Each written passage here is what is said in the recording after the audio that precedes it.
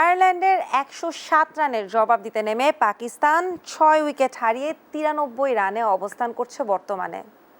জয় হতে পারে যে কারোর, নির্ভর করছে পরবর্তী বল, পরবর্তী ওভারের কিংবা একটি উইকেটের উপর। বিশ্বকাপ টি-20 বিশ্বকাপ নিয়ে দেশ টিভির বিশেষ আয়োজন ৪ ছক্কার বিশ্বকাপ পাওয়ার্ড বাই ভাইয়া হোটেলসে স্বাগত জানাচ্ছি। আমি সারা ফায়রুজাইমা এবং অতিথি হিসেবে আজকে উপস্থিত আছেন আমাদের সকলের খুব প্রিয় জ্যেষ্ঠ ক্রীড়া সাংবাদিক এম কায়সার এবং সেই সাথে সঙ্গীত শিল্পী আয়েশা মৌসুমী। স্বাগত আপনাদের। Thank you. ধন্যবাদ আপনাকে। ভাইয়া, শুরু হওয়ার আগে যেমনটা বলছিলাম যে আপনি বলছিলেন এনিবডিজ গেম, যে কারো জয় হতে পারে, কিন্তু এই মুহূর্তে এসে পাকিস্তান যদিও বাদ হয়ে গেছে, আয়ারল্যান্ডেরটাও ধরছি না, কিন্তু তারপরও কি এটা একটা মান সম্মান রক্ষার ম্যাচ নয় পাকিস্তানের জন্য? না, দেখুন, মান সম্মান রক্ষার চেয়ে বলতে হবে যে আপনি নিয়ম রক্ষার ম্যাচ। এই দুটো দল যে কিন্তু জানে যে বিশ্বকাপ মিশন তাদের জন্য শেষ হয়ে গেছে। এই ম্যাচ জিতলেও তাদের কোনো লাভ নেই, হারলে জাস্ট শুধু একটু সম্মানটুকু যাবে। So they just play this game as for the pride, nothing else. এবং সেখানে আপনি এই যে ম্যাচের যে পরিস্থিতি, তাতে কিন্তু আপনি এখন পর্যন্ত এনিবডিজ গেম, যদিও মাত্র 14 রান বাকি ছিল, আপনি 18 বল রয়ে গেছে ম্যাচের এবং 4টা উইকেট হাতে ছিল এই পাকিস্তানের, কিন্তু তারপরেও আপনি একটা উইকেট যদি চলে যায় দেখবেন যে আপনি ম্যাচের মোমেন্টাম চেঞ্জ হয়ে যেতে পারে। কারণ উইকেট এমন উইকেট এটা, এই উইকেটে আপনি শেষের যারা ব্যাটার রয়েছেন, শেষের তো ওটা ব্যাটার বলা যায় না, তারা তো বোলারই থাকবেন, এবং তারা এই উইকেটে ভালো করে জাজ করে খেলে আমার মনে হয় না যে সেই 14 রানও করার মতো ক্ষমতাটুকু তাদের থাকবে, কারণ শুরুর দিকে ব্যাটাররা ভালো রান করতে পারেননি। একদম পাকিস্তানের টপ অর্ডার কিন্তু আজকে দারুণভাবে ফেলিয়ার ছিল। রাইট, একদম পাকিস্তানের শুধু না, আপনি যদি দেখেন আয়ারল্যান্ডেরও কিন্তু আপনি 1 থেকে 5 পর্যন্ত দেখে মনে হবে যে 0 থেকে শুরু হয়েছে, তারপরে মনে হবে যে পুরোটাই কিন্তু আপনার টেলিফোন সংখ্যার মতো আসবে। 1 থেকে 5 পর্যন্ত কেউ কিন্তু আপনার রান করতে পারেনি, সিঙ্গেল ডিজিট আউট হয়েছিলেন। কাছাকাছি দেখুন, আমরা বলছিলাম যে 18 বলে 5 রান, 14 রান বাকি রয়েছে, এখন 17 বলে 14 রান। রান তো এরকম সেরকম ভাবে হচ্ছে না, সিঙ্গেলস করে নিচ্ছেন, এবং এই জুটিটা বেশ ভালোভাবে জমে গিয়েছে, যেটি আব্বাস আফ্রিদি এবং বাবর আজমের। এই লম্বা সময় ধরে তারা খেলছেন, এবং এক সময় কিন্তু 62 রানে তাদের 5 উইকেট ছিল, সেখান থেকে তারা এক অর্থে টেনে নিয়ে এসেছেন। 62 রানে 6 উইকেট ছিল, সেখান থেকে তারা 93 রান পর্যন্ত টেনে নিয়ে এসেছেন। যেটি বললাম যে এখানে বাবর আজম অথবা আব্বাস আফ্রিদি যদি কেউ একজন আউট হয়ে যান, তাহলে আপনি দেখবেন, এবং খুব সম্ভবত আউট হওয়ার পর্যায়ে ছিলেন, কিন্তু না, আপনি ফিল্ডার অনেক দূরে ছিলেন। একটা উইকেট যদি চলে যায়, আপনি দেখবেন যে 10 রানও যদি বাকি থাকে, তাও পাকিস্তান কিন্তু বিপদে পড়বে। কারণ বলছিলাম যে এই উইকেট খুব স্লো উইকেট, এখানে ধরেন আপনার স্পিনাররা ভালো সুবিধা পাচ্ছেন, পেসাররাও পাচ্ছেন, কিন্তু এই উইকেটে আপনাকে গ্রাফটিং ক্রিকেট খেলতে হবে, মানে সিঙ্গেলসের উপর নিতে হবে, 2 রান করে নিতে হবে, যেটা টি-20তে সাধারণত হয় না। এবং আমরা দেখেছি যে যেখানে খেলাটা হচ্ছে ফ্লোরিডা, ভাগ্য ভালো তাও এখানে খেলা হয়েছে। এর আগে কিন্তু এখানে আপনার ম্যাচই হতো না বৃষ্টির কারণে, একটা ম্যাচ তো হলোই না, দুটো ম্যাচ এখানে হয়নি বৃষ্টির কারণে। সবকিছু মিলে আজকের এই ম্যাচটা আমেরিকার মাটিতে আপনার এই বিশ্বকাপের শেষ ম্যাচ। কিছুটা হলেও কিন্তু আপনার যারা যে সুপার এইটে যে দলগুলো চলে গিয়েছে, তারা একটু স্বস্তির নিঃশ্বাস ফেলতে পারে, অন্তত এখানে সুপার এইটার কোনো ম্যাচ নেই। কারণ এই 3টি উইকেটে ফ্লোরিডায়, ডালাসে এবং নিউ ইয়র্কে যে খেলা হয়েছে, সেখানে কিন্তু পুরোপুরি বোলাররা ছিলেন রাজা, আর আপনার ব্যাটাররা ছিলেন প্রজা। ফুললি বলতে বলতে আরেকটা ফুল টস বল, হয় উইকেট নাইলে ছয়, এবং যেটি বলছিলাম যে খুবই টাফ হবে এখানে, এখন পর্যন্ত টাফ হবে। আব্বাস আফ্রিদি আউট হয়ে গেছেন, ছক্কা মারতে চেয়েছিলেন তিনি। বাবরও কিন্তু আজকে বেশ লম্বা সময় ধরে ক্রিজে রয়েছেন। আমি একটু থামাচ্ছি, যেহেতু আউট হলো, এখানেও একটা বিরতি আসবে। এই বিরতির ফাঁকে আমাদের যে আরেকজন অতিথি আছেন আয়েশা মৌসুমীর কাছে আসতে চাই, এবং যেহেতু ভাইয়া 12টা বেজে গেছে, আপনার অনুমতি নিয়ে আগে ওনাকে উইশ করতে চাই। Happy birthday Ayesha Mousumi. Thank you. আজকে আপনার জন্মদিন, তো জন্মদিন যেহেতু খেলার দিন আজকে, আগে জানতে চাইছি বাংলাদেশকে নিশ্চয়ই সাপোর্ট করেন, এই নিয়ে তো সন্দেহ নেই।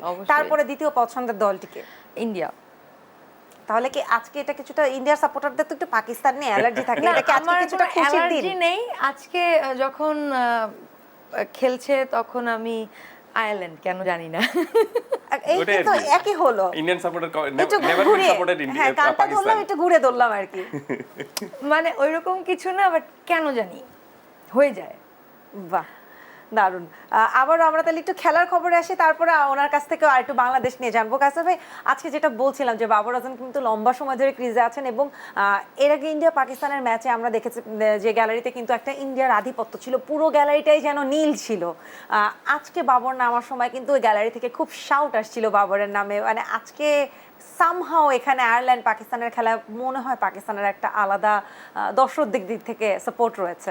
দর্শকের কথা যদি আপনি বলেন তাহলে এই বিশ্বকাপের সবচেয়ে ভালো দর্শক এখন পর্যন্ত আমরা পেয়েছি কিন্তু নেপালের দর্শক যারা রয়েছেন তারা নেপালে এখানে কিন্তু খেলা ছিল, নেপালের সেই ম্যাচটাও এখানে হয়নি বৃষ্টির কারণে, কিন্তু নেপাল এখন আপনার কিংস টাউনে গিয়েছে, ওয়েস্ট ইন্ডিজে গিয়েছে, সেখানে তাদের যে খেলাগুলো বিশেষ করে সাউথ আফ্রিকার সাথে যে ম্যাচটা হয়েছিল 1 রানে তারা সেই ম্যাচটা হেরেছিল, সেখানে তাদের দর্শকরা কিন্তু পুরো মাঠ জুড়ে তাদেরকে সমর্থন দিয়ে গিয়েছেন। আজকে বাংলাদেশের সাথে ম্যাচ রয়েছে, সো নেপালের সেই মাঠে কিন্তু আপনি দেখবেন যে নেপালের সমর্থকদেরও আধিক্য থাকবে। সো তারা মাঠের বাইরে থেকে 12 ম্যান হিসেবে তাদেরকে কিন্তু সাপোর্টটা পাবে, নেপালের দর্শকরা তাদেরকে সাপোর্ট করবে। আর এই ম্যাচের কথা এখানে আপনি দেখবেন যে সবচেয়ে আশ্চর্যজনক বিষয়টা হলো যে ভারতের সাথে যে যুক্তরাষ্ট্রের যে ম্যাচটা হয়েছিল নিউ ইয়র্কে, সেখানে নিউ ইয়র্কে খেলাটা হয়েছে, আমি আবার বলছি নিউ ইয়র্কে খেলাটা হয়েছে যুক্তরাষ্ট্রের বিরুদ্ধে ভারতের সঙ্গে। পুরো গ্যালারি জুড়ে কিন্তু আপনার আমেরিকার কোনো আধিপত্য নেই, পুরো আধিপত্য কিন্তু আপনার ভারতের। এবং আমার মনে হয় যে যেহেতু আমাদের প্রতিবেশী দেশ এবং মৌসুমীর মতো কিন্তু অনেকেই ভারতের সাপোর্টার রয়েছে, আমার মনে হয় বাঙালিরাও ওদিন বোধহয় ভারতকেই সাপোর্ট করেছে। না, প্রবাসী প্রচুর ভারতীয় রয়েছেন সেখানে, তারা সবাই খেলা দেখতে এসেছিলেন এবং এই ম্যাচটা যে এখানে হচ্ছে লম্বা সময় ধরে তারা এক ধরনের প্রস্তুতি নিয়েছিলেন।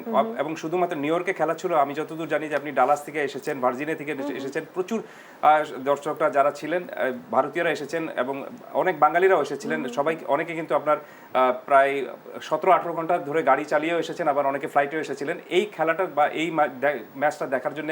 অনেকে অপেক্ষায় ছিলেন যে আবার কবে আসবে না আসবে। ক্রিকেট তো টেলিভিশনে প্রচুর দেখা যায়, কিন্তু মাঠে বসে দেখার একটা অন্য ধরনের একটা আনন্দ রয়েছে। আর আসলে যেটা আমরা শুরু থেকেই শুনে আসছি যে আসলে ইউএসএ যুক্তরাষ্ট্রের মানুষকে উৎসাহিত করতে কিন্তু এই খেলাটা, যুক্তরাষ্ট্রে তো ক্রিকেটার নেই এবং খুব দারুণ করে শান্ত ভাই প্রতিদিন একটা দারুণ একটা নাম দিয়েছেন যে ওয়ার্ল্ডস 11, কারণ যুক্তরাষ্ট্রের টিমটাই এমন যে কেই বা তাদের সাপোর্টে থাকবে, যেখানে সবাই নিজেরাই যুক্তরাষ্ট্রের না, সেখানে আসলে আপনি এটা ভালো জানবেন ভাই, আপনার যেহেতু এ বিষয়ে জানা অনেক। এখন বর্তমানে এই যে ওয়ার্ল্ড কাপ হয় এবং যুক্তরাষ্ট্রের এই যে ভালো পারফরমেন্স, এখন আসলে দেশটিতে ক্রিকেট নিয়ে কি অবস্থা?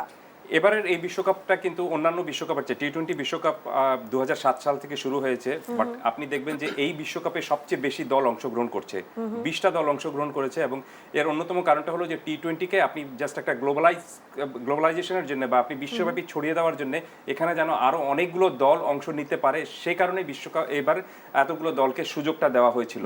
এবং এটার জন্য কিন্তু লম্বা সময় ধরে আপনার বাছাই প্রক্রিয়া ছিল, সেই বাছাই প্রক্রিয়ার টপকে এসে তারপর এতগুলো দল খেলতে এসেছে। আমি একটু আপনার কথায় দুঃখিত, পজ নিচ্ছি, কারণ 11 বলে 11 রান ছিল, সেখানে 10 বলে 5 রান, দারুণ একটি 6 হাঁকিয়েছেন। This is the beauty of the টি-20 ক্রিকেট। একদম, আমি দুঃখিত আপনাকে মাঝখানে থামালাম, কিন্তু আসলে যেহেতু লাইভ মোমেন্ট চলছে, এটা একেবারেই দারুণ একটি 6 হাঁকিয়েছেন, কিন্তু মানে কোনো ডাউটের জায়গা রাখেননি, যেহেতু কিছুক্ষণ আগেই আফ্রিদি 6 হাঁকাতে যেই আসলে উইকেটটি গেল, এটি একটি ফুল টস ছিল। রাইট, শাহিন শাহ আফ্রিদি তিনিও কিন্তু ভালো ব্যাটিং করতে পারেন এবং ছক্কা হাঁকানোর তার আমরা দেখেছি এর মধ্যে যেটা পিসিএল যেটা হয়েছিল পাকিস্তান ক্রিকেট লিগ, সেখানেও তিনি ভালো ব্যাটিং করে থাকেন লোয়ার অর্ডারে নেমে।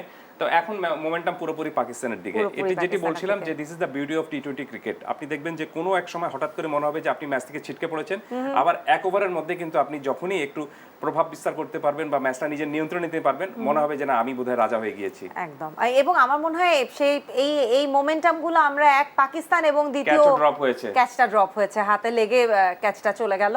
এবং আমরা যে মোমেন্টামের কথা বলছিলাম, আমার মনে হয় আমরা পাকিস্তান এবং বাংলাদেশের খেলার ক্ষেত্রে দেখেছি যে যেটা আমরা আমাদের বাংলা ভাষায় সহজ করে বলি জেতা ম্যাচ হেরে যাওয়া, তো সেরকমই কিন্তু মোমেন্টাম এসেছিল।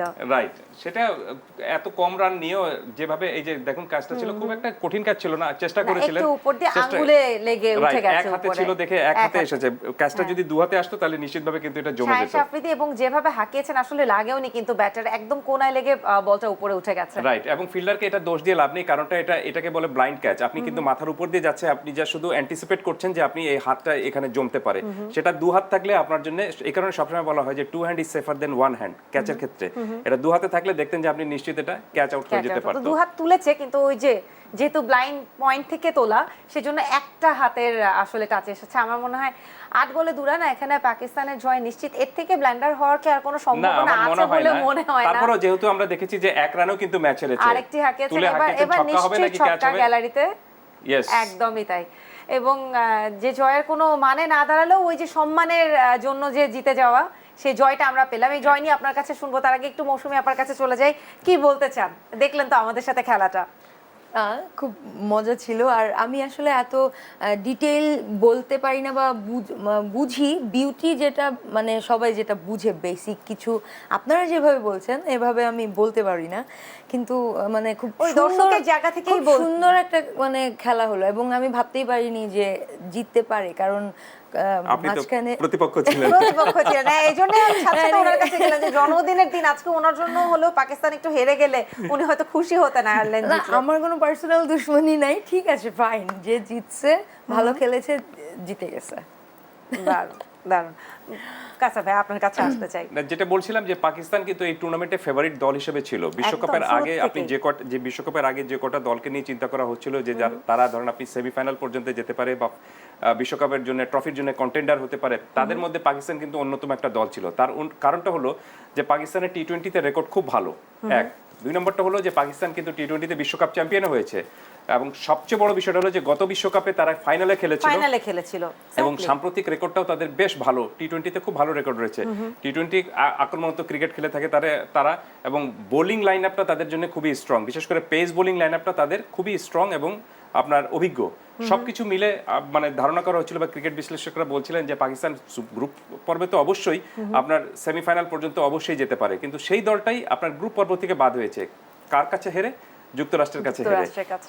যখন আপনি এই বিশ্বকাপটা শুরু হয়েছিল, এই গ্রুপের মধ্যে যারা যারা ছিলেন তাদের মধ্যে থেকে ভারত এবং পাকিস্তান যে অবশ্যই সুপার এইটে যাবে সেই হিসাবটা সবাই ধরে রেখেছিলেন, কিন্তু বিশ্বকাপের প্রথম পর্ব থেকে পাকিস্তান বাদ হয়ে গিয়েছে। সেটা এক ধরনের বলতে পারেন যে আপনি একটা বড় চমক। এবং আরেকটা দল বাদ পড়ে গিয়েছে, সেটা হলো যে নিউজিল্যান্ড খুব ভালো স্ট্রং টিম ছিল। গতকালকে কিন্তু একটা সময় যখন ধরেই নিচ্ছিলাম যে ইংল্যান্ডের খেলাটি যদি না হতো শেষ মুহূর্তে, তাহলে কিন্তু আরেকটা ফেভারিট অবশ্যই ইংল্যান্ড ছিল, যেহেতু বর্তমান চ্যাম্পিয়ন বলা যায়, শেষ বছরে তারাই জিতেছিল। তো ওই জায়গাটাতেও কিন্তু একটা ভয় কাজ করছিল যে 3-4 তখন দলের সংখ্যাটা একটু ভারী হয়ে যেত। তো শেষ তক ইংল্যান্ড কালকে মান বাঁচিয়েছে। রাইট। না, ইংল্যান্ড বৃষ্টির কারণে আপনি প্রায় 3 ঘন্টা পরে খেলাটা শুরু হয়েছিল। যদিও আমরা এক সময় লম্বা সময় ধরে যে ম্যাচটা 8:30টার সময় শুরু হওয়ার কথা ছিল সেটা শুরু হয়েছে নিয়ারলি আপনার 1:30 বা 1টার দিকে শুরু হয়েছে বাংলাদেশ সময়ের কথা আমি বলছি। আমি ওয়েস্ট ইন্ডিজের সময় শুরু হয়েছে, রাইট, ওয়েস্ট ইন্ডিজের সময়ের সাথে আমি মিলাচ্ছি না। তো 3 ঘন্টা অপেক্ষা করার পর ম্যাচটা শুরু হয়েছে। কাটেল ওভার হয়েছে, 10 ওভারের মতো খেলা হয়েছে এবং সেখানে ইংল্যান্ড যে কাজটুকু করেছে সেটা হলো যে তারা খুব দ্রুত রান তুলতে পেরেছিল এবং রান রেটের একটা বিষয় ছিল। কোনো কারণে তারা যদি আপনার এখানে রান রেটে একটু পিছিয়ে থাকতো, তাহলে স্কটল্যান্ড যদি একে হারিয়ে দিত, অস্ট্রেলিয়াকে হারিয়ে দিত, তাহলে স্কটল্যান্ড কিন্তু থ্রু হয়ে যাওয়ার একটা সম্ভাবনা তাদের ছিল। এই কারণে ইংল্যান্ড আগের ম্যাচে নামিবিয়ার সাথে যখন খেলেছিল সেখানে তারা রান রেটটা এক্সিলেট করে রেখেছিল, এক। এবং এই স্কটল্যান্ডের স্কটল্যান্ড যাতে রান রেটে তাদেরকে টপকে যেতে না পারে সেই কাজটা তারা করে রেখেছিল এবং জয়টাও করে রেখেছিল। স্কটল্যান্ড যদি কোনো কারণে জিতে যেত তাহলে দেখতেন যে আপনি ইংল্যান্ডের জন্য বড় ধরনের বিপদ হয়ে যেত। বড় ধরনের বিপদ মানে কি, ইংল্যান্ড ছিটকে পড়ে যেত, কারণ রান রেটে পিছিয়ে থাকলেও আপনার পয়েন্টে এগিয়ে যেত তখন এই স্কটল্যান্ড। এই কারণে আমি সবসময় একটা কথা বলি, সেটা হলো যে আপনি অন্য কোনো দলের উপর নির্ভর করার চেয়ে নিজের কাজটুকু যদি আগে করে ফেলেন তাহলে দেখবেন যে আপনার ভাগ্যটা অন্যের হাতে সঁপে দেওয়ার কোনো মানে হয়নি। নিজের কাজটুকু আমি করে ফেললাম, তারপরে যেটা হওয়ার তা হবে। ইংল্যান্ড সেই কাজটুকু করেছিল। প্রথম ম্যাচটা তাদের কিন্তু বৃষ্টির কারণে নষ্ট হয়ে গিয়েছিল। সেই পয়েন্টটা নষ্টের কারণে তারা যে পরবর্তীতে যেভাবে প্ল্যানটা করেছে তাতে তারা সাকসেস হয়েছে এবং গ্রুপ সুপার এইটে উঠে এসেছে। সো দেখে মনে হচ্ছে যে শুরুটা তাদের ভালো হয়নি এই বিশ্বকাপে এখন পর্যন্ত, তারপরও যে কায়দায় তারা সুপার এইটে উঠে এসেছে নিশ্চিতভাবে কিন্তু দেখে মনে হচ্ছে যে ইয়েস, এই দলটাই গতবারের চ্যাম্পিয়ন দল। একদম মানে তারা চ্যালেঞ্জটা নিয়েছে এবং চ্যালেঞ্জ উতরে গেছে। আসলে গতবারেরটা তো একেবারে বৃষ্টির বাধা এবং বোঝা কিন্তু খুবই মুশকিল ছিল। সো ইংল্যান্ড কিন্তু এখন পর্যন্ত পারফরমেন্সের ওই জায়গাটা আসলে নিজেকে দেখানোরই আমার মনে হয় সুযোগ করে উঠতে পারেনি। সবচেয়ে বড় বিষয়টা হলো যে তারা অস্ট্রেলিয়ার সাথে যে ম্যাচটা খেলেছে সেখানে তাদের পারফরমেন্সটা ভালো হয়নি। এবং আপনি যদি ধরেন যে ওই গ্রুপে অস্ট্রেলিয়া কিন্তু তাদের জন্য সবচেয়ে কঠিন প্রতিপক্ষ ছিল এবং সেই কঠিন প্রতিপক্ষের বিরুদ্ধে তারা কিন্তু ম্যাচটা চ্যালেঞ্জে যেতে পারেনি। আর তারা সবচেয়ে বড় সেটব্যাকে যেটা পড়েছিল সেটা হলো যেটি বললাম যে স্কটল্যান্ডের সাথে প্রথম ম্যাচটাই তাদের বৃষ্টির কারণে বাতিল হয়ে গিয়েছিল। ফলে গ্রুপে অন্যান্য যে দল যারা রয়েছে তারা একটু দুর্বল দল, কোনো সন্দেহ নেই। আপনি নামিবিয়ার ওমান এবং নামিবিয়া তাদের তো ধরেন আপনি সামনে বাড়ার তেমন সুযোগটা ছিল না। বাট প্রবলেমটা হলো যে স্কটল্যান্ডের সাথে সেই ম্যাচটা আপনার বৃষ্টির কারণে হওয়ার পরে স্কটল্যান্ডও 1 পয়েন্ট পেয়েছে, ইংল্যান্ডও 1 পয়েন্ট পেয়েছে এবং এই জায়গাটায় আপনার স্কটল্যান্ড কিছুটা এগিয়ে গিয়েছে বাদবাকি ম্যাচগুলোতে খুব ভালোভাবে জেতার কারণে। সবকিছু মিলে ইংল্যান্ড একটু বড় ধরনের বিপদে ছিল, কিন্তু যেটি বললাম যে সেই বিপদটা তারা খুব দ্রুত এবং ভালোভাবে স্মার্টলি কায়দায় সমাধানটা করতে পেরেছে। সো গ্রুপ পর্যায়ে যখন এরকম স্মার্টলি ভাবে সমাধান করতে পেরেছেন আপনি সমস্যার, আমার মনে হয় যে আপনি সুপার এইটে যখন খেলবেন তখন সেই সমস্যাটা আরো ভালোভাবে সমাধান করতে পারবে তারা। আরেকটা দল নিয়ে আমি যেহেতু আজকে আপনাকে পেলাম খুব জানতে চাচ্ছিলাম, সেটা হচ্ছে সাউথ আফ্রিকা, চোকার যাদেরকে বলা হয়, এবং চোখ করতে করতে তারা কিন্তু উতরে যাচ্ছে। কিন্তু যে অবস্থায় তারা খেলছে এবং বাকি যে দলগুলো যারা এখন পর্যন্ত আছে, ইনফ্যাক্ট যদি আমাদের দেশের কথাও বলি, ইনফ্যাক্ট বলেই বলতে হচ্ছে কাসার ভাই, আসলে যেভাবে আমরা বাংলাদেশকে হোঁচট খেয়ে উঠতে দেখেছি, সেখান থেকে কিন্তু বাংলাদেশও এখন একটা ভালো অবস্থানে আছে বলে শেষ ম্যাচ পর্যন্ত আমরা ধরে নিতে পারি। সেখানে একটু সাউথ আফ্রিকাকে নিয়ে আপনার কি মনে হয় যে শেষ 8-এ যে তাদের আসলে তারা উতরে যাবেন কিনা? তারা কিন্তু প্রতি ম্যাচেই হোঁচট খেয়ে উঠছেন, প্রতি ম্যাচে হোঁচট খেলেও তারা কিন্তু 4টা ম্যাচের 4টাতেই জিতেছে। এবং আমি একটা এই বিশ্বকাপে যেটা সবসময় বলে আসছি, শুরু থেকে বলে আসছি, যে এই বিশ্বকাপের আগে সবাই এক ধরনের চিন্তা ভাবনা ছিল যে প্রত্যেকটা ম্যাচে বোধহয় 200 রান হবে, 180 রানের মতো হবে এবং সেটা খুব চেজেবল হয়ে যাবে। কিন্তু এখানকার উইকেট এবং কন্ডিশন যা, তাতে এখানে 130 রানই কিন্তু আপনার দেখবেন যে ম্যাচ উইনিং এর পর্যায়ে চলে যায়। এবং 150 বা 60 রান আপনি যদি করেন তাহলে নিশ্চিতভাবে আপনি ম্যাচ জিততে পারবেন। সো সাউথ আফ্রিকা আপনি আগে ব্যাট করে কম রানে অল আউট হয়েছে, কিন্তু তারপরে আবার 4 রানে ম্যাচ জিতে নিয়েছে। 113 রানে করেও তারা কিন্তু ম্যাচ জিতে নিয়েছে, যেটা বাংলাদেশ পারেনি করতে। ঠিক একই রকম ভাবে তারা যখন আবার রান চেজে গিয়েছে, 77 রানে অল আউট করে দিয়েছে শ্রীলঙ্কাকে, এবং সেই রান চেজ করতে গিয়ে তারা কিন্তু 16 ওভার পর্যন্ত খেলেছে। আমরা যদি স্কোর কার্ডটা একটু দেখে নিই, যেটাই বলছিলাম যে আপনি আয়ারল্যান্ডের যে স্কোরটা দেখবেন, এখানে বারবেনি 0 করেছেন, স্টার্লিং 1, টাকার 2, মানে ওই 0 থেকে শুরু হয়েছে 0, 1, 2, 5, 3, জাস্ট ওই মোবাইলের সংখ্যার মতো আর কি পুরোপুরি। সো এখানে তাদের কোনো রান সেরকম ভাবে হয়নি। এবং 106 রান যে হয়েছে সেটার মধ্যে মিডল অর্ডারে আপনি 3 জন ব্যাটার, ডেলনি রান করেছিলেন 31, জস লিটল 22, যদিও বোলার। এক্স্যাক্টলি আমি এটাই তুলতে যাচ্ছিলাম যে আসলে সবাই কিন্তু পারফর্ম করেছেন এখানে, যা মনে হচ্ছে শেষের দিকে তো সবাই মোটামুটি বোলার, এবং জস লিটল বোলার হিসেবেই খ্যাত, সেখানে 22 রান তার ব্যাট থেকে কিন্তু কম নয়। রাইট, এবং কম বলে করেছেন। ম্যাক অ্যাডায়ার করেছেন 15 রান, ডকরেল 11 রান। এটাই কিন্তু আপনার এই 4 জন রান করার কারণে কিন্তু আপনি দেখবেন যে 106 রান বা 3 অঙ্কে পৌঁছাতে পেরেছে। আর বোলিংটা তো দুর্দান্ত হয়েছে পাকিস্তানের। বোলিং এ আপনি ইমাদ ওয়াসিম, তিনি শেষের দিকে এসে খেলেছেন, প্রথম দুটো ম্যাচ মিস করেছিলেন, 8 রানে 3 উইকেট পেয়েছেন, খুব সম্ভবত এটা 9 রান হবে।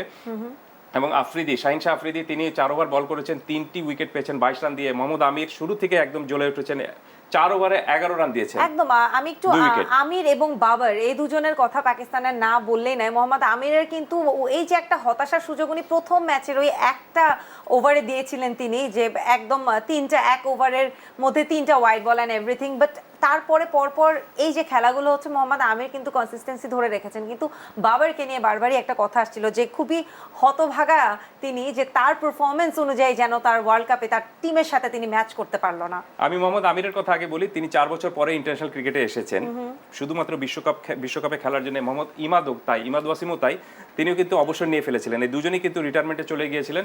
যদিও পাকিস্তান ক্রিকেটে রিটায়ারমেন্টে যাওয়া, আবার ফিরে আসা, আবার যাওয়া, এটা নতুন ঘটনা না, এই ধরনের নাটক প্রচুর আমরা দেখেছি। কিন্তু তারপরে এই দুজন ফিরে এসেছেন বিশ্বকাপের জন্য, এবং তাদেরকে পাকিস্তান দল সুযোগটা দিয়েছে এবং তারা কিন্তু পারফর্ম করেছেন। বিশেষ করে মোহাম্মদ আমির বেশ ভালোই ধারাবাহিকভাবে পারফরমেন্স করেছেন, অনেকগুলো উইকেট তিনি নিয়েছেন। আর আপনি বাবর আজমের কথায়, বাবর আজমকে বলা হয়ে থাকে যে তিনি পাকিস্তান দলের আপনার ঠিক ভারতীয় দলের যেরকম ভাবে বিরাট কোহলি, ঠিক একই রকম ভাবে ওই আপনার বাবর আজম নাকি ভারতীয় দলের পাকিস্তান দলের বিরাট কোহলি হিসেবে তাকে তুলনা করা হয়। যদিও আপনি ওয়ানডে এবং টি20 তার রেকর্ডটা দেখেন, সেটা কিন্তু আপনার বাবর আজমের বিরাট কোহলির সঙ্গে যায় না। টেস্ট ক্রিকেটে কিছুটা যায়, টেস্ট ক্রিকেটে তিনি ধারাবাহিকভাবে পারফরমেন্স রয়েছেন। এবং তিনিও এই বিশ্বকাপে এর আগে যে বিশ্বকাপটা হয়েছিল 50 ওভারের ভারতের মাটিতে অক্টোবর-নভেম্বরে, সেখানে ক্যাপ্টেন ছিলেন। ওখান থেকে আসার পর ক্যাপ্টেন্সি চলে গিয়েছিল, মাঝখানে আবার শাহিন শাহ আফ্রিদি ক্যাপ্টেন ছিলেন, তাকে আবার সরিয়ে আবার তাকে ক্যাপ্টেন করা হয়েছে। ইতিমধ্যে কিন্তু কথাও এসেছে যে আসলে শাহিন শাহ আফ্রিদিকে ক্যাপ্টেন্সি দেখানোর বা প্রুফ করার মতো সুযোগ কতটুকু দেওয়া হয়েছে, সময় কতটুকু দেওয়া হয়েছে, খুবই অল্প সময়ের জন্য। এ নিয়ে আরো কথা বলবো। এবং আপনি আজকে একটা দারুণ কথা বলছেন পাকিস্তানকে নিয়ে, যে রিটায়ারমেন্টে যাওয়া এবং ফেরত আসা বড় কিছু নাই।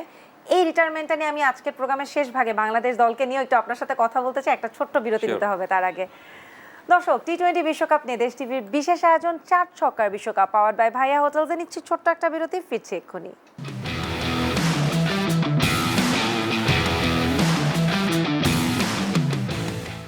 টি-20 বিশ্বকাপ নিয়ে দেশ টিভির বিশেষ আয়োজন 4 ছক্কার বিশ্বকাপ পাওয়ার্ড বাই ভাইয়া হোটেলসে স্বাগত জানাচ্ছি আরও একবার।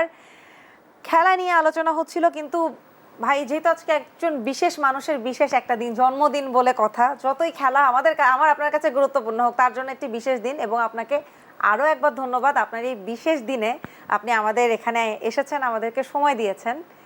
Thank you. আমরা একটু যোগ করি, আমরা অনেক বিশেষ কিছু ওনার কাছ থেকে জানবো আজকের এই বিশেষ দিনে। নিশ্চয়ই নিশ্চয়ই। এবং তার আগে ওনার যে ট্যালেন্ট, আমার মনে হয় আমরা পারলে তো আমরাই সুরে সুরে শুভ জন্মদিন গান গেয়ে নিতাম, কিন্তু সুরটা তো আসলে ওনার কাছে। তাই আমরা শুরুতে এই যে আপনি যে আজকে আয়ারল্যান্ডকে সাপোর্ট করেছেন এবং জিতেছে, এই আনন্দে একটা গান তো হতেই পারে, কি বলেন? অবশ্যই, না জিতলো তো পাকিস্তান। জিতলো পাকিস্তান, আপনি দুঃখের গানই গেয়ে দেন। দুঃখের গান গাবো না? আচ্ছা, আমি আমার পছন্দের একটা গান করি। ঠিক আছে।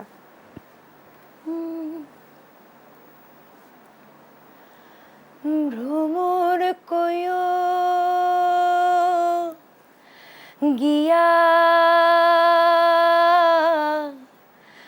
শ্রীকৃষ্ণ বে ছেদেহের নলে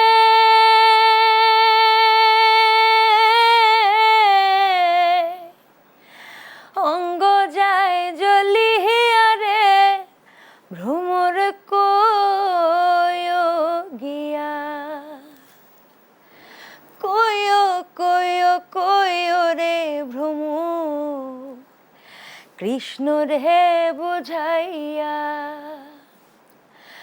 কয়ো কয়ো কয়ো রে ভ্রমর কৃষ্ণ রে বুঝাইয়া মই রাধা মইরা যাই রে কৃষ্ণ হারা হইয়া রে ভ্রমর কয়ো গিয়া ভ্রমর কয়ো গিয়া শ্রীকৃষ্ণ বে ছেদেহের নলে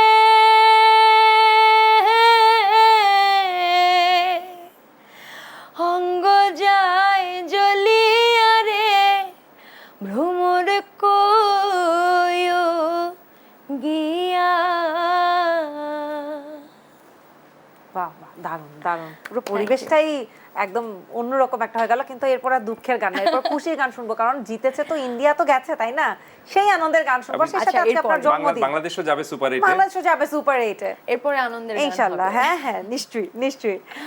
ভাইয়া, যে কথা আমরা ছিলাম, আবার যদি আমার মনে হয় পাকিস্তানের আজকে সকালের ম্যাচটা নিয়ে একটু কথা বলতে চাই ভাইয়া। আজকে সকালের যে ম্যাচটা আমরা দেখে এসেছি, অস্ট্রেলিয়ার ম্যাচটা, আসলে অস্ট্রেলিয়া তো ভালো খেলছে। এবং আমি জানি না, হয় এটা আমার জানার কম হতে পারে, অথবা আপনি বলতে পারেন, আমার মনে হয় অস্ট্রেলিয়া টানা ভালো খেলে যাচ্ছে জন্য অস্ট্রেলিয়া নিয়ে যেন আলোচনাটা একটু কমে গেছে। ওরা তো খেলছে, খেলবেই, জিতবেই, ব্যাপারটা যেন এমন হয়ে গেছে। না, এই ম্যাচটা অস্ট্রেলিয়ার জন্য অনেক কঠিন ছিল। কারণটা হলো যে 180 রান করে ফেলেছিল স্কটল্যান্ড, এবং হিসাবটা ছিল এরকম ভাবে, যেহেতু আপনার ইংল্যান্ড ওদিকে ম্যাচটা জিতে নিয়েছে নামিবিয়ার সাথে, ইংল্যান্ডের পয়েন্ট এবং আপনার ইসের পয়েন্ট, স্কটল্যান্ডের পয়েন্ট সমান ম্যাচে সমান পয়েন্ট ছিল। সো এই ম্যাচে স্কটল্যান্ড যদি জিতে যেত তাহলে কিন্তু স্কটল্যান্ড থ্রু হয়ে যেত এবং ইংল্যান্ড বাদ হয়ে যেত। সো স্কটল্যান্ডের সামনে জেতা ছাড়া ভিন্ন কোনো মানে আপনার কোনো স্কটল্যান্ডের জন্য ডু অর ডাই ম্যাচ, স্কটল্যান্ডের জন্য জেতা ছাড়া ভিন্ন কোনো প্ল্যানই ছিল না। সেক্ষেত্রে আপনি স্কটল্যান্ড ব্যাটিংটা দুর্দান্ত করেছিল। দেখুন, ব্যাটিং এ 180 রানের মতো তারা করেছিল প্রথমে, 180 রান করতে, এবং ব্র্যান্ডন ম্যাকমুলান বিউটিফুল খেলেছেন, 34 বল খেলে 60 রান করেছেন। রিচি ব্যারিংটন ক্যাপ্টেন নিজে মানে ভালো ভূমিকাটা পালন করেছেন, 31 বলে 42 রান। জর্জ মুন্সি তিনিও খেলেছেন 23 বলে 35 রান। ঠিক একটা চ্যাম্পিয়ন দলের বিরুদ্ধে যেরকম রান করার কথা ছিল তারা সেটাই কিন্তু করেছে, মানে পুরো টক্কর দেওয়া যেটাকে বলে। রাইট, বিউটিফুল ব্যাটিং তারা করেছিল, মানে চ্যালেঞ্জ দেওয়ার জন্য যথেষ্ট রান। এবং আমি মনে করি যেটা ম্যাচ উইনিং টার্গেটই ছিল। এবং তারা বোলিংটাও এক্সেলেন্ট করেছিল। অস্ট্রেলিয়ার ব্যাটিংটা দেখুন, ট্রাভিস হেড যে 68 রান করেছেন রান তাড়া করতে গিয়ে, তিনি 68 রানের মধ্যে কিন্তু 17 রানে যখন ছিলেন তখন একটা ক্যাচ দিয়েছিলেন, সেই ক্যাচটা মিস হয়েছে। সো এই ম্যাচটা স্কটল্যান্ড হেরেছে, তার অন্যতম কারণটা হলো যে মিসফিল্ডিং হয়েছে এবং ক্যাচ মিস হয়েছে। তবে পুরো ম্যাচটা ঘুরিয়ে দিয়েছেন কিন্তু দুজন, মার্কোস স্টয়নিস এবং আপনার টিম ডেভিড। মার্কোস স্টয়নিস আপনি 200 স্ট্রাইক রেটে নিয়ারলি রান করেছেন, 29 বলে 59 রান। এখানেই ম্যাচটা পুরো মোমেন্টামটা অস্ট্রেলিয়ার দিকে চলে গিয়েছিল। এবং টিম ডেভিড ফিনিশিংটা দুর্দান্ত করেছেন, 14 বলে 24 রান, যখন আপনার রান এবং বলের ইকুয়েশনটা বেড়ে যাচ্ছিল সেটা তিনি কমিয়ে দিয়েছেন এখানে। দিয়েছেন। আর বোলিং এ ফিরে যাচ্ছি, বোলিং এ কিন্তু আপনি মার্কওয়ার্ড বিউটিফুল বোলিং করেছেন, স্পিনার তিনি 2 উইকেট পেয়েছেন। গ্লেন ম্যাক্সওয়েলকে তিনি যে কায়দায় আউট করেছিলেন, that is the beauty ball of the match. Sufiyan Sharif তিনি 2টি উইকেট পেয়েছেন, ব্র্যাড হুইল তিনি 1 উইকেট পেয়েছিলেন। আর অস্ট্রেলিয়ার বোলিং এ যাচ্ছি, অস্ট্রেলিয়ার বোলিং এ কিন্তু দেখবেন আপনি যে গ্লেন ম্যাক্সওয়েল 2টি উইকেট পেয়েছেন, জাম্পা 1টি উইকেট, নাথান এলিস 1টি উইকেট। জাম্পার কাছ থেকে অবশ্য আমাদের এক্সপেকটেশন আরেকটু বেটার ছিল। রাইট, এর আগে তিনি ভালো করেছেন ভালো দেখে করেছেন, কিন্তু আপনার কাছে exactly, মনে হয়েছে যে exactly. এক্সপেকটেশনটা বেশি ছিল। তো অস্ট্রেলিয়াও তাদের সবগুলো ম্যাচ জিতে কিন্তু আপনার এই সুপার এইটে এসেছে। যদিও এর আগে তারা টানা 3টি ম্যাচ জিতেছিল, তখনই সুপার এইটে তারা চলে গিয়েছিল। এই ম্যাচ তারা নাও জিততে পারতো। এক ধরনের একটা বিষয় ছিল যে অস্ট্রেলিয়া যেহেতু সুপার এইটে আগে চলে গিয়েছে, এই ম্যাচটা হয়তো তারা তাদের মূল দলকে নামাবে না, কিছু খেলোয়াড়কে বিশ্রাম দিবে, এবং এই ম্যাচে হার জিত তাদের জন্য বড় বিষয় না। কারণ আপনি জানেন যে এখানে গ্রুপ চ্যাম্পিয়ন বা আপনি গ্রুপ রানার্স আপ বলে কোনো কিছু নেই, আপনি 3টা ম্যাচ জিতলেই মোটামুটি থ্রু হয়ে যেতে পারেন। Exactly. সে কারণে তারা এই ম্যাচটায় হয়তো সেরকম গুরুত্ব না দিলেও চলতো আর কি, যেহেতু এই ম্যাচ থেকে পয়েন্ট তাদের কোনো কাজে লাগবে না। কিন্তু তারা পুরো দল নিয়ে খেলেছিল, পুরো শক্তির দল নিয়ে খেলেছিল, এবং ম্যাচটা দারুণ জমিয়ে তুলেছিল স্কটল্যান্ড বোলিংয়েও। কিন্তু অভিজ্ঞতার দিয়ে অস্ট্রেলিয়া বেরিয়ে যেতে পেরেছে, যেটি বললাম যে মার্কোস স্টয়নিস এবং টিম ডেভিড এই দুজনই পুরো ম্যাচটা গতিটা চেঞ্জ করে দিয়েছেন। এবং ট্রাভিস হেডের সেই ক্যাচটা যদি ধরতে পারতো, আপনার রাখতে পারতো হাতে এই স্কটল্যান্ডের সেই ফিল্ডার, তাহলে আপনি দেখতেন যে এই ম্যাচটায় আজকে কিন্তু স্কটল্যান্ড নিয়ে আমরা আলোচনা বেশি করতাম, এবং ইংল্যান্ড যে বিশ্বকাপ থেকে আউট হয়ে যেত সেটা নিয়ে আলোচনা সেটা নিয়ে করতাম, একটা আলোচনা কিন্তু সেটা চলে করার আসতো। জন্য সুযোগটা দেয়নি অস্ট্রেলিয়ার অভিজ্ঞতা।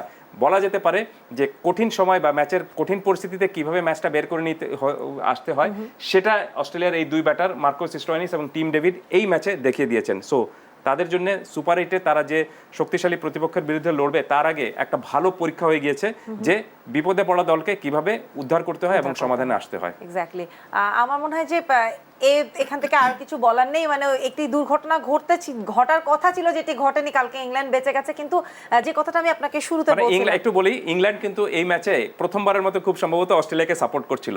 ঠিক যেরকম ভাবে আপনি ভারত কখনোই আপনি পাকিস্তানকে সাপোর্ট করবে না, একই রকম ভাবে কিন্তু ইংল্যান্ড কখনো আপনার অস্ট্রেলিয়াকে সাপোর্ট করবে না, বা অস্ট্রেলিয়া যখন খেলে তখন কিন্তু তারা ইংল্যান্ডকে সাপোর্ট করে না। দু দলের মধ্যে কিন্তু আপনার ক্রিকেটীয় অনেক বড় ঐতিহ্য রয়েছে, এবং তারা একে অন্যের প্রতিপক্ষ হিসেবে লম্বা সময় ধরে খেলে আসছে। সো তারা তাদেরকে কিন্তু আপনার খুব ভালো প্রতিযোগী এবং প্রতিদ্বন্দ্বী মনে করে। একই ভাবে কিন্তু কোথাও না কোথাও কাজ করে ওই প্রতিযোগী বা সবচেয়ে বড় শত্রুকে সবচেয়ে কাছে রাখার একটা টেন্ডেন্সি কাজ করে, যেটা আপনিও জানেন যে ভারত পাকিস্তানের ম্যাচের দিন আমরা কিন্তু যখন মাঠে দুদল নামছিল, দু দলের মধ্যে যে একটা বন্ধুত্বপূর্ণ সুলভ সম্পর্ক আমরা দেখছিলাম, সেটাও কিন্তু দারুণ লাগছিল। এটাই হওয়া উচিত, কিন্তু কারণটা হলো যে ক্রিকেটীয় স্পিরিট, শুধু ক্রিকেটীয় না, আমি মনে করি যে স্পোর্টিং স্পিরিট কিন্তু এটাই হওয়া উচিত। আপনি মাঠে যতক্ষণ রয়েছেন ততক্ষণ পর্যন্ত আপনি জয়ের জন্য কিন্তু ঝাঁপাবেন, জয়ের জন্য লড়বেন, এবং আপনার চিন্তা চেতনা থাকবে শুধুমাত্র জয়ের জন্য, যে কোনো মূল্যে, যে কোনো ভাবে আর কি, যে কোনো মূল্যে না, আপনি খেলার স্পিরিটটা রেখে।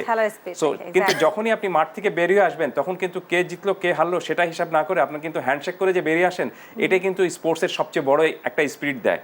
এবং এই জিনিসটা আপনি স্পোর্টস ছাড়া অন্য কোথাও কিন্তু আপনি পাবেন না।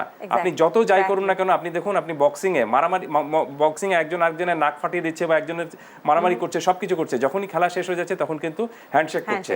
সো এটা কিন্তু আপনি স্পোর্টসের সবচেয়ে বড় বিউটি, যেটা আপনি পৃথিবীর অন্য কোনো কিছুতে পাবেন না। এক্স্যাক্টলি। আমরা একটু এবার আয়েশা মৌসুমী আপুর কাছে চলে আসতে চাই। আয়েশা মৌসুমী, আপনি বলছেন আপনার সবচেয়ে পছন্দের দল নিশ্চয়ই বাংলাদেশ, যেহেতু আগামীকাল সকালে মানে ঈদের দিন সকালে বাংলাদেশের ম্যাচ, এবং কায়সার ভাই নিশ্চয়ই জানেন, আপনাকে জানিয়ে রেখেছি বাংলাদেশ দল কিন্তু ইতিমধ্যে ঈদও পালন করে ফেলেছে। আমাদের জন্য ঈদ আগামীকাল, কিন্তু ওখানে বাংলাদেশ দল আজকে ঈদ করে ফেলেছে। বাংলাদেশ সৌদি আরবের সাথে মিল রেখে বাংলাদেশ দল এবং সাথে মুসলমান যে খেলোয়াড়গুলো যারা ছিলেন একই সাথে তারা ঈদ পালন করেছেন। কিন্তু আপনার কাছে আমি জানতে চাই যে বাংলাদেশের কার খেলা ভালো লাগে বা কার খেলা আপনাকে বেশি ইন্সপায়ার করে খেলাটা দেখতে, স্ক্রিনের দিকে তাকিয়ে থাকতে? উনি উত্তর দেওয়ার আগে আমি কিন্তু উত্তরটা জানি। তাও একটু দেখি মেলে কিনা, কানে কানে শুনে নিতে পারলে ভালো হতো। আমি আসলে প্রথম ক্লাস 7 আমি মাশরাফি বিন মুর্তজার খেলা আমার তখন প্রথম আমি দেখলাম, আমার ভালো লেগেছে। ইনফ্যাক্ট সেলিব্রিটি ক্রাশ যাকে বলে, ওইরকম একটা বিষয়, হ্যাঁ খেলোয়াড়, ওইরকম একটা বিষয় তৈরি হয়েছিল। এরপরে মুস্তাফিজ, তার বোলিং ভালো লাগে, তাসকিনের খেলা ভালো লাগে, তাসকিন আহমেদ, সাকিব আল হাসান তো আছেই, ওনাদের খেলা ভালো লাগে। তবে সবচেয়ে বেশি ভালো লাগে আমার মাশরাফি বিন মুর্তজা, আমি যতদিন ওনাকে মাশরাফি বিন মুর্তজা এখন আর খেলেন না এখন, কিন্তু এখন খেলেন না, আসলে কিন্তু আমি ওনার মানে জায়গাটা এমন আমাদের কোনো বাংলাদেশের ক্রিকেট ইতিহাস থেকে কখনোই রাইট, নড়া সম্ভব না। তিনি ক্রিকেটে এমন ভালো এত বড় প্রভাব রেখে গেছেন যে তিনি এখন ইন্টারন্যাশনাল ক্রিকেটে খেলছেন না, লম্বা সময় ধরে প্রায় 4 বছর ধরে ইন্টারন্যাশনাল ক্রিকেটে তিনি নেই, কিন্তু তারপরও তার ভক্তকুলের কিন্তু শেষ নেই এবং এখন বাংলাদেশ দলে খুব সম্ভবত আর ফিরে আসার তার কোনো সম্ভাবনাটুকু আমরা সেরকম দেখছি না। তারপরও তাকে কিন্তু আপনার ইন্টারন্যাশনাল ক্রিকেটার হিসেবে এখন পর্যন্ত স্বীকৃতি তার মিলছে, এটি অনেক বড় একটা বিষয়, কোনো সন্দেহ নেই। এর কারণটা হলো যে মাশরাফি বিন মুর্তজা, যেটি আমরা অফ এয়ারে আলোচনা করছিলাম, মাশরাফি বিন মুর্তজা আপনার মন দিয়ে খেলেন। এই খেলাটা যে মন দিয়ে খেলে, এবং আপনি দেখবেন যে সবকিছু উজাড় করে দিয়ে খেলার একটা টেন্ডেন্সি তার মধ্যে ছিল, এবং দেশের জন্য খেলা, পুরো দলটাকে একটা জোট হিসাবে নিয়ে খেলা, একটা জেল হিসাবে তৈরি করা এবং পুরো শক্তিটাকে মানে একত্রিত করা। ক্যাপ্টেন কুল নামটা মনে হয় ওনার সাথে যেভাবে গেছে, ওটা আর কোনো ভাবে মানে মনে হয় যে উনি ক্যাপ্টেন হিসেবে যে যে ফেসটা দেখতে চাই, মাশরাফি বিন মুর্তজা সবচেয়ে ভালো মতো ক্যারি করেছেন। কিন্তু ভাই যেটা বলছিলাম যে পাকিস্তানের একটা কথা আপনি বলছিলেন যে যাওয়া আসা এটা নতুন কিছু না, কিন্তু বাংলাদেশের একজন খেলোয়াড় কিন্তু আছেন যিনি রিটায়ারমেন্টে গেছেন, কিন্তু তার কথা আমাদের প্রতি ম্যাচে একবার না একবার বলতে হচ্ছে এবং তাকে সবাই আমরা খুব দারুণভাবে মিস করি। তিনি আমাদের তামিম। কোনো কি সম্ভাবনা নেই বা তামিমের এই চলে যাওয়াটা, বা তামিম আজকে থাকলে এখানে কি আমাদের জায়গাটা আমরা কোথায় থাকতাম? একটু তামিমকে নিয়ে আপনার কাছ থেকে শুনতে চাই। টি20 প্রসঙ্গে বলেন তাহলে তামিম হ্যাজ নো চান্সেস, এটা আপনাকে বলতেই হবে। তামিম একটু রুয়ে শুয়ে শুরু করতেন না, সবসময়। সেটার চেয়ে বড় বিষয়টা হলো যে তিনি নিজে কিন্তু রিটায়ারমেন্টে চলে গিয়েছেন, 2 বছর আগে তিনি রিটায়ারমেন্টে চলে গিয়েছিলেন। এবং একটা জিনিস হলো কি যে আপনি ইনজুরিটাও তার জন্য অনেক বড় একটা ফ্যাক্টর ছিল। তিনি নিশ্চিতভাবে তিনি যে টাইপের ক্রিকেটার, তাতে টেস্ট ক্রিকেট আরো কয়েক বছর ইজিলি খেলতে পারতেন এবং ক্রিকেট বোর্ডও কিন্তু তাই চেয়েছিল, কিন্তু তার সঙ্গে কোচের একটা দ্বন্দ্ব ছিল, এটা পরিষ্কার বিষয়। এবং সেই দ্বন্দ্বের সঙ্গে সেই দ্বন্দ্বের কিন্তু আপনি সমাধানটা ক্রিকেট বোর্ড ঠিকমতো করতে পারেনি দেখে ধীরে ধীরে সেই দ্বন্দ্বটা বাড়তে বাড়তে এমন পর্যায়ে চলে গিয়েছিল যে তিনি ক্রিকেট থেকে রিটায়ারমেন্টেও চলে গিয়েছিলেন। এবং তারপর বাংলাদেশ প্রধানমন্ত্রীর নির্দেশে তিনি আবার ফিরেও এসেছিলেন, কিন্তু ফিরে আসার পর যেরকম ভাবে একটা পরিস্থিতি তিনি দলের মধ্যে চেয়েছিলেন বা যেরকম ভাবে একটা সম্মান চেয়েছিলেন, যে অবস্থানটুকু চেয়েছিলেন, সেটা তিনি কিন্তু পাননি, সেটা তিনি স্পষ্ট করেছেন এখানে। সো আমার কাছে মনে হচ্ছে যে তামিম ইকবালের লম্বা সময় ধরে যেহেতু তিনি এখন ইন্টারন্যাশনাল ক্রিকেটেও নেই এবং বাংলাদেশ দলের সঙ্গে নেই, তার চেয়ে বড় বিষয়টা হলো তিনি কিন্তু বাংলাদেশ ক্রিকেট দলের চুক্তিবদ্ধ কোনো ক্রিকেটার নন। গত ডিসেম্বর থেকে তিনি কিন্তু আর চুক্তিবদ্ধ cricketer non. That means cricket board তাকে যে ডাকলে তিনি আসবেন বা খেলতে পারবেন সেরকম ঘটনাও কিন্তু নেই। সো ইনজুরি, এই ধরনের সমস্যা, বয়স, ফিটনেস সবকিছু মিলে আমার মনে হয় যে তামিম ইকবালের মানে ন্যাশনাল টিমে ফিরে আসার সম্ভাবনাটুকু খুবই ক্ষীণ, বিশেষ করে টি20তে অবশ্যই না। ওয়ানডেতে হয়তো তিনি যদি ফিরতে পারেন, তিনি নিজেও বলেছেন যে তিনি চ্যাম্পিয়ন্স ট্রফিতে খেলতে চান, সামনের বছর যে পাকিস্তানের চ্যাম্পিয়ন্স ট্রফি রয়েছে সেখানে তিনি খেলতে চান। এবং ইনজুরির কারণে টেস্ট ক্রিকেটে খুব সম্ভবত তিনি আর ফিরতেও চান না। সো আমরা চাইবো যে যেহেতু তিনি একজন চ্যাম্পিয়ন ক্রিকেটার ছিলেন, লম্বা সময় ধরে বাংলাদেশ দলকে সার্ভিস দিয়ে গিয়েছেন, শুরুটা তিনি যেভাবে করেছিলেন, যেভাবে অবস্থান তার ছিল, ফিনিশিংটা, তার ক্যারিয়ারের ফিনিশিংটাও যদি সেরকম ভাবে একটা সম্মানজনক হয় বা তাকে যদি বিদায়টা আমরা ভালোভাবে জানাতে পারি, মাঠ থেকে তিনি বিদায় নিতে পারেন, অথবা তিনি যে ইচ্ছাটা পোষণ করছেন সেই ইচ্ছাটা যদি ক্রিকেট বোর্ডের সাথে আলোচনা করে ক্রিকেট বোর্ডও সেটা যদি মেনে নিতে পারে, তাহলে আমার মনে হয় যে সবকিছু খুব সফিস্টিকেটেড কায়দা হবে। এই ধরনের ক্রিকেটার মানে দে ডিজার্ভ মানে সম্মান, তারা কিন্তু সম্মানটুকু বা অনারটুকু ডিজার্ভ করেন, রেসপেক্টটা তাদের ডিজার্ভ করেন। তবে সেই সম্মানটা নিয়ে যেটা আসলে যারা আমরা খেলা ভালোবাসি, আমি এখানে কারোর বিশেষ করে তামিম ভক্ত, সাকিব ভক্ত বা মাশরাফি বিন মুর্তজা ভক্ত বলতে চাচ্ছি না, যারা খেলা ভালোবাসি তারা মনে হয় একজন ভালো খেলোয়াড়কে এই সম্মানের জায়গাটুকু দিতেই স্বাচ্ছন্দ্য বোধ করি বা দিতে চাই, দেখতে চাই সেই জায়গাটা। আমি একটা বিরতি নিচ্ছি কাসার ভাই, বিরতি থেকে ফিরে আবারও আসবো। বাংলাদেশের খেলা রয়েছে কালকে সকালে, সে নিয়ে আমাদের কথা হবে। দর্শক, টি20 বিশ্বকাপ নিয়ে দেশ টিভির এই বিশেষ আয়োজন 4 ছক্কার বিশ্বকাপ পাওয়ার বাই ভাইয়া হোটেলসে নিচ্ছি একটি ছোট্ট বিরতি, ফিরছি এখনই।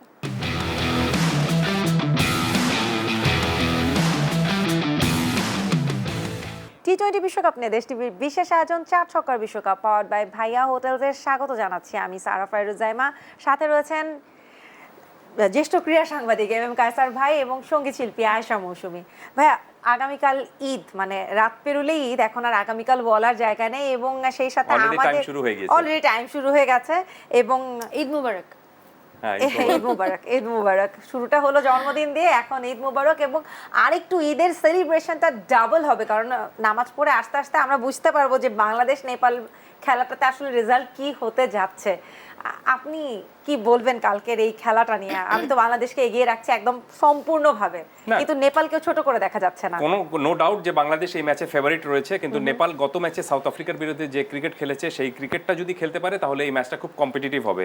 নইলে আপনি এর আগে যদি আপনি হিসাব করেন, মানে বাংলাদেশের সাথে তাদের যে পরিসংখ্যান, শক্তি, সামর্থ্য, অভিজ্ঞতা, কোনো কিছুই কিন্তু নেপাল বাংলাদেশের ধারে কাছে থাকে না বা টিকে না। এর আগে আমরা নেপালের বিরুদ্ধে একটা বিশ্বকাপে ম্যাচ খেলেছি 2014-তে, সেখানে খুব ইজিলি আমরা জিতেছিলাম। কিন্তু পরিস্থিতিটা পাল্টে দিয়েছে নেপাল গত ম্যাচে সাউথ আফ্রিকার বিরুদ্ধে যে ক্রিকেটটা তারা খেলেছে, যদিও ফিনিশিংটা তারা দিতে পারেনি অভিজ্ঞতার কারণে, 1 রানে তারা হেরেছে, শেষ ওভারে তারা শেষ বলে ম্যাচটা হেরেছে। সেটাকে আপনি যা শুধুমাত্র বলতে পারেন যে অনভিজ্ঞতার কারণে তারা ম্যাচটা হেরেছে। একটা বল আপনি যখন 1 বলে 2 রান বাকি ম্যাচ জেতার জন্য, তখন নিশ্চিতভাবে আপনাকে কিন্তু প্রথম রানটা নেওয়া উচিত, যাতে অন্তত ম্যাচে হারটা আমি এড়াতে পারি, ম্যাচটা টাই করতে পারি। কিন্তু বল পিছনে গিয়েছে এবং ব্যাটার কিন্তু তাকিয়ে রয়েছেন উইকেট কিপারের দিকে। সো সেখানে না তাকিয়ে তিনি যদি রানটা নিতে পারতেন, সো হয় না যে আপনি এরকম ক্রুশিয়াল মুহূর্তে ইনে ফিক্স একটা এক ধরনের হতবুদ্ধি বা একটা ব্রেন ফেডের মতো হয়ে যায় অবস্থা, ওই ব্যাটারের কিন্তু তাই হয়েছিল। গুলশান ঝা, যদিও তিনি সেই ওভারে একটা বাউন্ডারি হাঁকিয়েছেন, একটা 4-2 রান নিয়েছিলেন, ম্যাচটা খুব ক্লোজ করে এনেছিলেন, কিন্তু ফিনিশিংটা দিতে পারেননি। কিন্তু আপনি টোটাল যদি সেই ম্যাচের পরিস্থিতির কথা বলেন, তাহলে নেপালের বোলিংটা দুর্দান্ত হয়েছিল। তাদের 2জন স্পিনার, 3জন স্পিনার তারা সেই ম্যাচে বোলিং করেছিল, 4জন স্পিনার করেছিল ইনফ্যাক্ট, এবং 2জন স্পিনার উইকেট পেয়েছে। আপনি 7টা উইকেট পড়েছিল, 7টা উইকেটের মধ্যে 7টা উইকেটই কিন্তু আপনার নিয়েছিল স্পিনাররা। আমরা দেখছি যে এই ম্যাচের আমাদের এই ব্যাটারদের কার্ডটা পড়ার আগে আবারও একটু মৌসুমী আপার কাছে যেতে চাই, তাওহিদ হৃদয়ের খেলা দেখা হয়েছে কিনা এবার? আমি দেখেছি হয়তো, কিন্তু ওইভাবে আমি হয়তো হেলমেট পরে থাকেন তো উনি হয়তো ওইরকম ভাবে প্লেয়ার চিনতে পারেন নাই। কিন্তু এবারের নিঃসন্দেহে বাংলাদেশ দলের হিরো কিন্তু তাওহিদ হৃদয়কে আমরা বলতেই পারি, যেহেতু আপনার দেখা হয়নি, বাকি দায়িত্বটা কায়সার ভাই পালন করছেন। তা কায়সার ভাই, না, আপনি অ্যাবসলিউটলি ঠিক বলেছেন যে তিনি খুবই ধারাবাহিক রয়েছেন। তার নামের সঙ্গে তাওহিদ হৃদয় ব্র্যাকেটে একটা যোগ করে দেওয়া উচিত, ধারাবাহিক। কারণ এখন পর্যন্ত এই বিশ্বকাপে তিনি সবচেয়ে ভালো পারফর্ম করছেন। এবং লাস্ট ম্যাচের উইকেট, এটা খেলোয়াড়দের আপস এন্ড ডাউনস থাকবে, কিন্তু তিনি কিন্তু সেটা আবার বোলিং এবং ফিল্ডিং এ পুষিয়ে দিয়েছেন। রাইট, সবচেয়ে না তিনি অ্যাকচুয়ালি বোলিং করেন না, ফিল্ডিংটা তার ভালো ছিল, তার ক্যাচটা দুর্দান্ত ছিল। সবচেয়ে বড় বিষয়টা হলো যে তিনি শ্রীলঙ্কার সাথে যে ম্যাচটা আমরা জিতেছিলাম সেখানে 20 বলে 40 রান করেছিলেন, সেটা তার অনেক বড় একটা বিষয়। সেই উইকেটে এই ধরনের ব্যাটিং করাটার একটা সাহসী বা পাল্টা আক্রমণ করাটা একটা খুব জরুরি দরকার ছিল। 25টি ম্যাচ খেলেছেন এখন পর্যন্ত, রান 540, স্ট্রাইক রেট 130, যেটি কিন্তু সবচেয়ে ইম্পর্টেন্ট জিনিস আপনার টি-20-তে। স্ট্রাইক রেটটাই আপনার যদি ভালো থাকে, গড় তেমন আপনার প্রয়োজন নেই, কিন্তু স্ট্রাইকটাতে যদি ভালো থাকে তাহলে দেখবেন যে আপনি এগিয়ে যেতে পারেন। সো এটা ভেরি ভালো এই স্ট্রাইক রেট, কোনো সন্দেহ নেই একজন মিডল অর্ডার ব্যাটারের জন্য। আর ফিরে যাচ্ছি আশিফ শেখ, তিনি নেপালের সেরা ব্যাটসম্যান। গত ম্যাচে তিনি 42 রান করেছিলেন, কিন্তু সাউথ আফ্রিকার বিরুদ্ধে হাইস্ট স্কোরার ছিলেন সেখানে। লম্বা সময় ধরে খেলছেন, 46টি ম্যাচ খেলেছেন, 1000 রান মতো হয়ে গিয়েছে গড়, এবং তার স্ট্রাইক রেটটা 116। এটা আপনি নর্মাল এক ধরনের স্ট্রাইক রেট। তিনি দলের উইকেট কিপার ব্যাটার হিসাবে খেলে থাকেন সাধারণত। সো এই 2জন ব্যাটার আজকে ম্যাচে যেহেতু কার্ডটা এখানে দেওয়া হয়েছে, খুব সম্ভবত ম্যান টু ওয়াচ হিসাবে রাখা হয়েছে তাদেরকে। এই 2জনের কাছ থেকেও আজকের এই ম্যাচে ভালো পারফরমেন্স তাদের দল অবশ্যই আশা করছে। আর তাওহিদ হৃদয়ের কথা যেটি বললেন, টি-20 ম্যাচে হয় কি যে আপনাকে কিছু ম্যানুফ্যাকচার্ড শট তৈরি করতে হয়। আপনি সবসময় কিন্তু দেখবেন যে শট আসে, বল আসে, ঠিক সেরকমভাবে খেললে আপনি রান পাবেন না। আপনাকে কিছু ম্যানুফ্যাকচার্ড শট করতে হয়, আপনাকে পেরিস্কোপ শট খেলতে হবে, উইকেটের পিছনে, উইকেট কিপারের পিছনে বল ফেলতে হবে এবং গ্যাপে শটগুলো নিতে হবে। সেই কাজটা খুব ভালো মতো করতে পারেন কিন্তু তাওহিদ হৃদয়। এবং টি-20 বল বুঝে খেলা, সেই জিনিসটা আমরা তাওহিদ হৃদয়ের কাছ থেকে বল বুঝে এবং পরিস্থিতি বুঝে ম্যাচের অনেক পরিস্থিতি আছে। আজকে যেমন দেখুন আপনি যে বাবর আজম যে রানটা করেছেন, 32 রান করেছেন, কিন্তু তিনি পুরো ওয়ান ডাউন ব্যাটসম্যান হিসেবে নেমে শেষ পর্যন্ত খেলেছেন, 32 রান করেছেন, খুব বেশি রান না, কিন্তু তার এই 32 রানটাই কিন্তু অনেক সময় কিন্তু আপনি দেখবেন যে 32 রানের ইনিংস খেলেছেন সেটা কিন্তু 80+ রানের সমান হয়ে গিয়েছে। পরিস্থিতি কিন্তু তাই দাবি করছিল। অবশ্যই এবং তাওহিদ হৃদয়ের সেই গুণটা রয়েছে, যখন প্রয়োজন হয় তখন তিনি কিন্তু আপনি গ্রাফটিং ক্রিকেট খেলেন, এবং যখন দরকার হয় পাল্টা আক্রমণ করার জন্য বল এবং রানের যে ইকুয়েশন থাকে সেটা একটু কমিয়ে আনার চেষ্টাটুকু মানে তার মধ্যে খুব সুন্দর রয়েছে। এবং সবচেয়ে বড় বিষয়টা হলো যে সব ধরনের শটস কিন্তু তার হাতে রয়েছে। অনেক ব্যাটার কিন্তু আপনি দেখবেন শুধু অফ সাইডে ভালো খেলেন, লেগ সাইডে তিনি ভালো খেলেন না, অথবা আপনি দেখবেন যে তিনি হুক শট খেলতে পারেন না, পুল শট খেলতে পারেন না। তাওহিদ হৃদয়ের মধ্যে সেই ধরনের বিষয়টা নেই, তিনি খুব দ্রুত আপনি উইকেট বোলারকে রিড করতে পারেন, পরিস্থিতি জাজ করতে পারেন এবং সেই অনুযায়ী খেলে যান। সো নিশ্চিতভাবে কিন্তু বাংলাদেশ দল খুব ভালো একজন ম্যাচ উইনারকে পেয়েছে, যে ম্যাচ উইনার আপনার তার কাছ থেকে আমরা আরো লম্বা সময়ের মানে তিনি দলকে সার্ভিস দিতে পারবেন। মাত্র 25টি ম্যাচ খেলেছেন এখন পর্যন্ত, ইয়াং রয়েছেন। আমরা আশা করছি তিনি যেন মানে ইনজুরি মুক্ত অবস্থায় সময়টা কাটাতে পারেন, তাহলে দেখবেন যে আমরা মিডল অর্ডারে একজন নির্ভরযোগ্য ব্যাটারকে পাবো। নিশ্চয়ই তাই। একটু আপনার কাছে যেতে চাই, তার আগে ভাই একটা জিনিস না বললেই নয় যে তাওহিদ হৃদয়ের লাস্ট দিন আমি যেটা বলছিলাম যে বোলারদের সময় মানে আমাদের বোলিং এর সময় একটা ফিল্ডিং করেছিলেন তাসকিনের বলে, তিনি একটি ক্যাচ ধরেছিলেন এবং তখন আমার তাওহিদের চেহারা দেখে মনে হচ্ছে ঠিক আছে যে ব্যাটে না হয় রান পায়নি, কিন্তু ক্যাচটা ধরে ওই প্রশান্তির হাসিটা ওটা খুব চোখে লেগে আছে। আমি তখন সেই জিনিসটাই বলছিলাম। বোলারদের ক্ষেত্রে যদি আসি, মুস্তাফিজুর রহমান, মুস্তাফিজ কিন্তু এবার একটা কনসিস্টেন্সি ধরে রেখেছেন ভাইয়া, শুরু তো করছেন মুস্তাফিজ, একটু মুস্তাফিজকে নিয়ে আপনার কাছ থেকে শুনতে চাই। মুস্তাফিজদের যেটা হলো যে খুব যে উইকেটে খেলা হচ্ছে, বিশেষ করে আমেরিকার মাটিতে যে কটা ম্যাচ হয়েছিল সেখানে তো মুস্তাফিজ আনপ্লেয়েবল ছিলেন। আপনি দেখবেন যে আমি বেশি দূর যাব না, একটা ম্যাচের কথা শুধু বলি, সেটি হলো যে সাউথ আফ্রিকার বিরুদ্ধে যে শেষ ওভারটা তিনি করেছিলেন সেখানে কেশব মহারাজ ছিলেন আপনার ব্যাটার হিসাবে। কেশব মহারাজ আপনি তাকে অন্তত প্রথম শেষ ওভারটা তিনি করেছিলেন মুস্তাফিজ, এবং সেখানে কেশব মহারাজ প্রথম 3 বলে জাস্ট যাকে বলে না যে সুইং অ্যান্ড মিস, তিনি 3টা বল খেলার চেষ্টা করেছেন অফ স্টাম্পের বাইরে এবং 3টাই কিন্তু আপনি আড়াআড়ি বলটা 3টাই মিস করেছেন, একটা বলও টাচ করতে পারেননি। ওভারের শেষ বলে একজন ব্যাটার যদি 3টা বল টাচ করতে না পারেন তখন কিন্তু বোঝা যাচ্ছে যে যিনি বল করছেন এই প্রান্ত থেকে তার বোলিং এর কোনো উত্তর খুঁজে পাচ্ছেন না ব্যাটার। মুস্তাফিজ কিন্তু এই বিশ্বকাপে এখন পর্যন্ত তাই করছেন। উইকেট খুব একটা যে বেশি পেয়েছেন এখন পর্যন্ত বিশ্বকাপে তা কিন্তু না, কিন্তু রান অনেক কম দিচ্ছেন এবং খুব ইম্প্যাক্ট বোলার হিসেবে কাজ করছেন। আমি সবসময় যে জিনিসটা বলি সেটি হলো যে দেখবেন আপনি টি-20তে আপনাকে দুটো জিনিস খুব ইম্পর্টেন্ট, একটা হলো যে আপনি উইকেট পাচ্ছেন কিনা বা রান করতে পারছেন কিনা এক, অথবা যে রান করেছেন বা যে উইকেট পেয়েছেন অথবা যে বলটা করেছেন সেখানে উইকেট না পেলেও আপনার ইম্প্যাক্টটা কতখানি ছিল, ম্যাচে প্রভাবটা কতখানি ছিল। একজন বোলার যে 24 বলে 4টা উইকেট পেয়ে যাবেন তা কিন্তু না, 24 বলে তিনি যে রানটুকু দিচ্ছেন, যে সময়টুকু ব্যাটারদেরকে আটকে রাখছেন, যে ডট বলটুকু আদায় করে নিচ্ছেন, this is the most important thing. সেই কাজটা তিনি করছেন খুব ভালোভাবে। দীপেন্দ্র সিংকে নিয়ে যদি সংক্ষেপে শুনে নি, দীপেন্দ্র সিং এবং আরেকজন নেপালের বোলার যিনি সন্দীপ লামিছানে, যাকে নিয়ে আমরা কথা বলছিলাম, দুজনেই কিন্তু দারুণ। একটু সংক্ষেপে শুনবো, এটা আরো দুটো ম্যাচ আছে আমাদের হাতে। রাইট, দীপেন্দ্র সিং গত ম্যাচে 3টি উইকেট পেয়েছেন বলে তাকে নিয়ে কিন্তু একটু বেশি আলোচনা হচ্ছে, কোনো সন্দেহ নেই, এবং তিনি খুব ভালো বোলিং করেছিলেন গত ম্যাচে। তিনি তার একটা বড় এটা হলো সেটা হলো যে তিনি শুধুমাত্র যে বোলার তা কিন্তু না, তিনি ব্যাটার হিসেবে কিন্তু খুব ভালো, এবং তার আপনার টি-20তে সেঞ্চুরি রয়েছে, নেপালের হয়ে টি-20তে তিনি সেঞ্চুরি করেছেন। সো মিডল অর্ডারে ব্যাট করে থাকেন, ভালো ব্যাটিং, ভালো বোলার। তো টি-20তে একটা সব ইম্পর্টেন্ট জিনিসটা হলো যে আপনি অলরাউন্ডার যদি ভালো থাকে তাহলে দেখবেন আপনি যে দলের যে ক্যাপ্টেন থাকেন তার কাছে আপনার অনেক ধরনের অপশন থাকে, অপশনটুকু যত বেশি আপনি ক্যাপ্টেনকে দিবেন ক্যাপ্টেন ততভাবেই তার প্ল্যানটুকু সাজাতে পারবেন। সেই অর্থে বলা যেতে পারে যে দীপেন্দ্র সিং গত ম্যাচে ভালো করেছিলেন, এবং যে ম্যাচে তিনি যে উইকেটে ভালো করেছিলেন সেই মাঠেই কিন্তু খেলা হচ্ছে। আমি জানি না যে সেই একই উইকেটে খেলা হবে কিনা, মোস্ট প্রবলি একই উইকেটে খেলা হবে না, কারণ 3 দিন আগে খেলা হয়েছিল, সেই উইকেটে নিশ্চিতভাবে খেলা হবে না, অন্য কোনো ফ্রেশ উইকেটে খেলা হতে পারে। তারপরও কিংস্টাউনের যে উইকেটে আর্নস ভ্যালিতে যে মাঠে খেলা হবে সেখানে সাধারণত স্পিনাররা একটু বাড়তি সুবিধা পান, আমরা সেটা দেখেছি। আগের ম্যাচে সেখানে রিশাদ খুব ভালো বোলিং করেছিলেন, এবং বাংলাদেশের রিশাদের নামটা আসলে রিশাদ আরেক তারকা বোলিং এ, কিন্তু আমরা আরো শুনবো, আমাদের নিজেদের দেশকে নিয়ে বলতে আসলে কথা পুরোয় না। একটু সংক্ষেপে শুনে নিব, নেদারল্যান্ডস এবং শ্রীলঙ্কা, এটি আরো একটি মান রক্ষার ম্যাচ। শ্রীলঙ্কাও কিন্তু ফেভারিটের মধ্যেই ছিল বলতে হবে, শ্রীলঙ্কাকে কোনোভাবেই ফেভারিটের তকমা থেকে বাদ করা যায় না। কিন্তু নেদারল্যান্ডের ম্যাচটা একটা মান রক্ষার ম্যাচ, কিন্তু সেই সঙ্গে মনে রাখতে হবে যে Netherland has a slim chances to qualify for এই সুপার 8। কিভাবে? সেটা হলো যে বাংলাদেশকে যদি নেপাল হারিয়ে দেয়, এবং সেক্ষেত্রে আপনার নেদারল্যান্ডসের সম্ভাবনাটুকু বেড়ে যাবে। নেদারল্যান্ডস তখন যদি শ্রীলঙ্কার বিরুদ্ধে জেতে তখন নেদারল্যান্ড এবং বাংলাদেশের পয়েন্ট সমান হয়ে যাবে। সেক্ষেত্রে আপনার সুপার 8-এ কোন দল যাবে সেটা কাউন্ট হবে রান রেটের ক্ষেত্রে। এদিক থেকে কিছুটা স্বস্তিতে বাংলাদেশ থাকতে পারে, এই মুহূর্তের রান রেটে কিন্তু বাংলাদেশ এগিয়ে রয়েছে। আমি কি বুঝাতে পেরেছি? একদম অবশ্যই। সেক্ষেত্রে নেদারল্যান্ডস যেটি হলো যে বাংলাদেশের যখন ম্যাচটা শুরু হবে সেটা 1 ঘন্টা পরে নেদারল্যান্ডের ম্যাচটা শুরু হবে, এবং নেদারল্যান্ড শ্রীলঙ্কার সাথে খেলবে, কিন্তু চোখ থাকবে তাদের অবশ্যই যে বাংলাদেশ এবং নেপাল ম্যাচে কি হচ্ছে। সেখানে নেপালকে তারা কিন্তু আজকে সাপোর্ট দিবে, এবং নেপাল যদি কোনো কারণে বাংলাদেশকে হারিয়ে দেয় তাহলে তাদের সুযোগটা থাকবে। তবে আমি এই নেগেটিভ কথায় যেতেই চাই না, আমরা একটা উইনিং কম্বিনেশনে আছি, নিশ্চয়ই আমরা জিতবো। একটু বোলারদেরকে যদি আমরা দেখে নিই, নেপালের বোলার আপনি লোগান ভ্যান বিক এখন পর্যন্ত নেদারল্যান্ডসের রাইট 30টি ম্যাচ খেলেছেন, তিনি উইকেট নিয়েছেন 34টি, গড় 19, খুবই ভালো গড়, কোনো সন্দেহ নেই। এবং হাসানাঙ্গাকে নিয়ে তো আসলে কিছু বলারই নেই, নিঃসন্দেহে দারুণ ম্যাচ উইনার বোলার।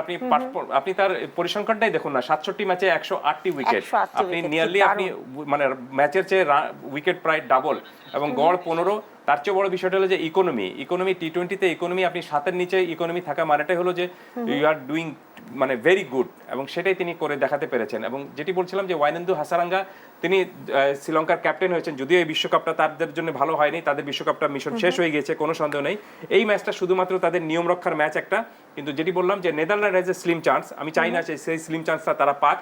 বাংলাদেশ নেপালকে হারিয়ে দিলে আর কোনো ইকুয়েশনের কোনো প্রয়োজন নেই, এবং সেটাই আমাদের কিন্তু আশা থাকবে কায়সার ভাই। এবং শেষ ম্যাচটা নিয়ে কালকের কথা বলতে চাই, এটি আরেকটি ওই যে সম্মান রক্ষার ম্যাচ, এবং নিউজিল্যান্ড পাপুয়া নিউগিনি, এখানে আসলে খুব বেশি আমি মনে হয় একটু আপনার জায়গায় ছোট মানুষও বলে দিতে পারে যে এখানে নিঃসন্দেহে নিউজিল্যান্ড এগিয়ে থাকবে এবং নিউজিল্যান্ডই জিতবে। এখন পর্যন্ত পিএনজি যে পারফরমেন্স আমরা দেখেছি, নিশ্চয়ই আমরা পিএনজির কাছ থেকে খুব একটা চমক আশা করছি না। But who knows, you cannot predict in টি-20 till the last ball bowled, সবসময় কিন্তু এটা তাহলে বলা হয়ে আমরা থাকে। আয়শা মৌসুমী আপার উপর ছেড়ে দিই। মৌসুমী আপা কি বলেন, কি মনে হয় কালকে জিতবে নিউজিল্যান্ড নাকি পাপুয়া নিউগিনি? আমি তো নিউজিল্যান্ডের সাপোর্টই করব। না, নিউজিল্যান্ড শক্তিশালী দল, কোনো No সন্দেহ doubt, নেই। তাদের no জন্য এই doubt. টুর্নামেন্টটা বড় একটা সেটব্যাক ছিল তাদের। আপনি 2007 সাল থেকে যে টি-20 বিশ্বকাপ শুরু হয়েছে, প্রত্যেকটা বিশ্বকাপে কিন্তু আপনার সেমিফাইনাল পর্যন্ত তারা গিয়েছেন, ফাইনালেও তারা খেলেছে কিন্তু জিততে পারেনি। বাট আপনার গ্রুপ পর্যায় থেকে এই প্রথমবারের মতো তারা কিন্তু বাদ পড়ে গেছে। এবং So, তাদের বোলারদের জন্য ক্ষেত্রে যদি অনেক একটু বড় দেখে একটা নিই, সেটব্যাক। ট্রেন্ট বোল্ট খুবই ভালো বোলার, এবং ট্রেন্ট বোল্ট এই বিশ্বকাপে খেলেছেন, ভালো পারফর্ম করেছেন, এবং আইপিএল এ তিনি লম্বা সময় ধরে খেলে আসছেন। টি-20-র জন্য খুবই নামি দামি ক্রিকেটার হিসেবে তাকে আমরা চিনি, এবং তার একটা বড় গুণ রয়েছে, সেটি হলো যে তিনি যে কোনো ম্যাচের প্রথম ওভারে তার বল মানে উইকেট নেওয়ার একটা অভ্যাস রয়েছে। পাওয়ার প্লেতে তো উইকেট নেনই তিনি, এবং ম্যাচের প্রথম ওভারে তিনি উইকেট নেওয়ার এক ধরনের অভ্যাস গড়ে তুলেছেন। ট্রেন্ট বোল্ট তার নামের একটা কিন্তু যে মানে নামের কি বলবো, নামের সাথে মানুষের বলে না যে নামের উপর তার ক্যারেক্টারিস্টিক ডিপেন্ড করে, ট্রেন্ট বোল্টকে দেখে আমরা কিন্তু ঠিক সেই কথাটাই বারবার মনে আসে। অসংখ্য তিনি কিন্তু ক্রিকেট থেকে রিটায়ারমেন্টের একটা প্ল্যান করছেন, এখন পর্যন্ত আনুষ্ঠানিকভাবে ঘোষণা দেননি, ইন্টারন্যাশনাল ক্রিকেট থেকে রিটায়ারমেন্টের একটা ঘোষণা দিতে পারেন। আচ্ছা, সেটা আসলে আমরা এই খেলা শেষের পরে বুঝবো, কিন্তু আমরা আজকে আয়োজনেরও শেষ দিকে, এই জন্য আমি খুবই দুঃখিত, বারবার থামিয়ে দিতে হচ্ছিল কায়সার ভাই, কেননা শেষটা আমরা যেহেতু আগামীকাল ঈদের দিন এবং বাংলাদেশের খেলা দিয়ে শুরুটা আমরা অবশ্যই চাই জয় দিয়ে, এবং নিশ্চয়ই আমরা মৌসুমীর কাছে একটি জয় আনন্দের গান এক্সপেক্ট করতেই পারি বাংলাদেশের দলকে শুভকামনা জানানোর জন্য। আমি আপনাকে অসংখ্য ধন্যবাদ কায়সার ভাই আমাদেরকে সময় দেওয়ার জন্য, আমাদের আজকে আয়োজনে আসার জন্য। আপনাকে আরো একবার জন্মদিনের শুভেচ্ছা আয়েশা মৌসুমী, এবং আপনার কাছে একটি গান শুনতে চাই। আর আমি ধন্যবাদ জানাতে চাই এই সুন্দর আড্ডায় আমি এখানে এসেছি, আমি অনেক নলেজ নিলাম, আমার ক্রিকেট দেখার আরো ইচ্ছা বেড়ে গেল। না, একটু ক্ষমা চেয়ে নিচ্ছি যে আপনাকে খুব একটা সুযোগ দেইনি আমরা কথা বলার। একদমই না, এখানে এক্সপার্ট বসে আছে, কিন্তু গান গাওয়ার সুযোগ কিন্তু আমরা তার কাছ থেকে নেইনি, গান আগে শুনবো, আর কোনো কথা শুনবো না আমরা। খুবই নলেজ নিলাম আমি। এখন হচ্ছে বাংলাদেশের ক্রিকেটারদের জন্য গান গাচ্ছি, এটা আমার একটা গান এক্সচেঞ্জ নাটকে ছিল, ওইটা খুব পপুলার হয়েছিল, ওই গানটা আমি শোনাচ্ছি। Please please.